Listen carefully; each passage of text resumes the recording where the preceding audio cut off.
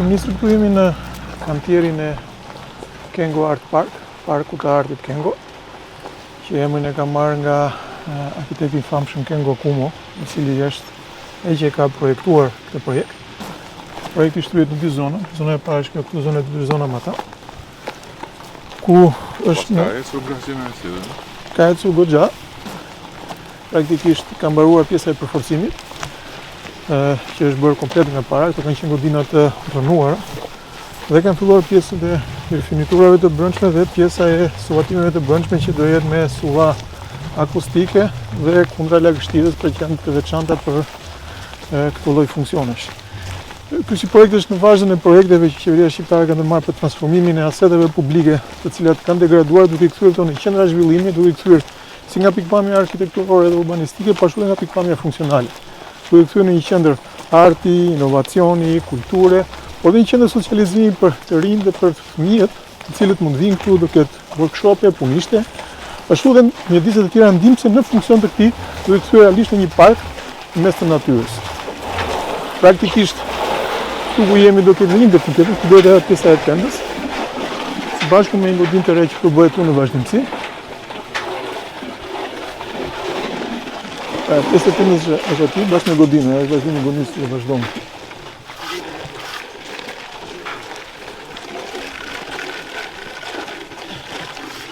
Ky është nukti i parë, ndërkohë që nëpërmjet kësaj rrugës nëpërmes parkut, kemi edhe një pjesë të dytë që është matan, duke praktikisht janë aty 3 godina.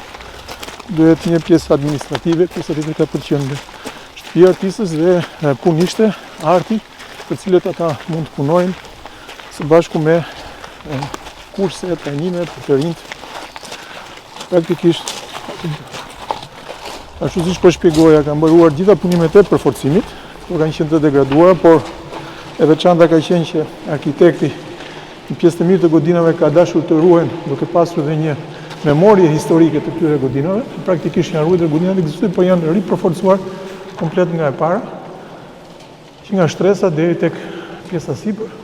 Ndërkohë tani kemi filluar me punimet e rifiniturave dhe të infrastrukturës së brendshme. Ku mbaron ky pas plani? Pas planit në shtator një tjetër me kësmet, por ka shumë detaje që praktikisht jemi duke i rifinuar gjatë zbatimit me arkitektët, që janë shumë skrupuloz në këtë pjesë, në këto detajesh, që jemi duke i punuar.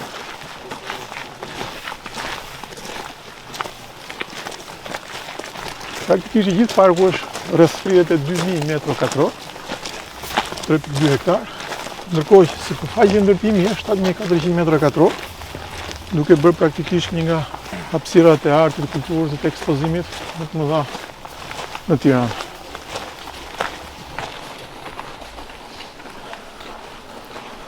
Këtu do jetë avioni kryesor për ekspozitin, këtu do jetë ai përkohshmi.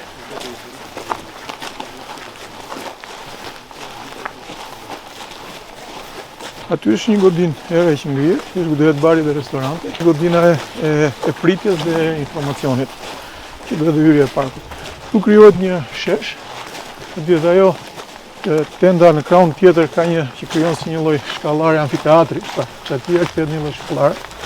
Dhe krijohet një mini pjazë, mini shesh, që mund të shfrytëzohet por evente nga më të ndryshme, outdoori, hapësira të hapura.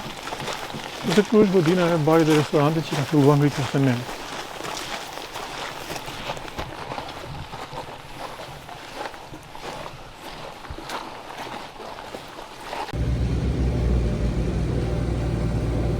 Pasur sfida, diskutoni me Arianin, me inxhinierin.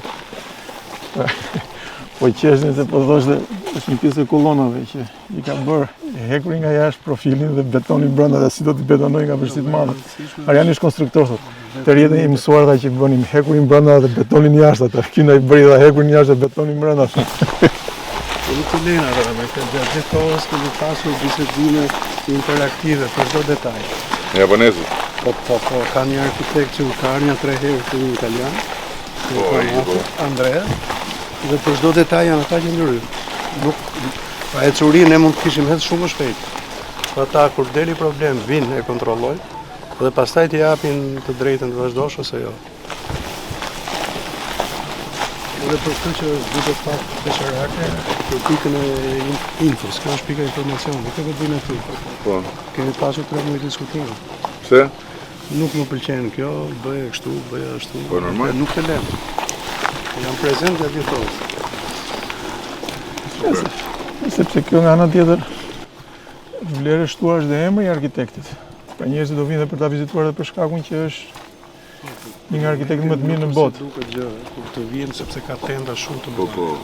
Ato janë pastaj. Ato ku bëj përgatitjen? Po, ato do vinë nga jashtë, Po, pra. pjesa më e madhe, struktura metalike do bëhet me ne.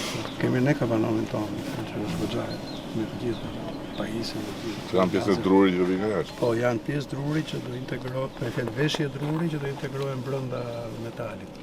Metalit e brenda, në fakt. Faleminderit shumë.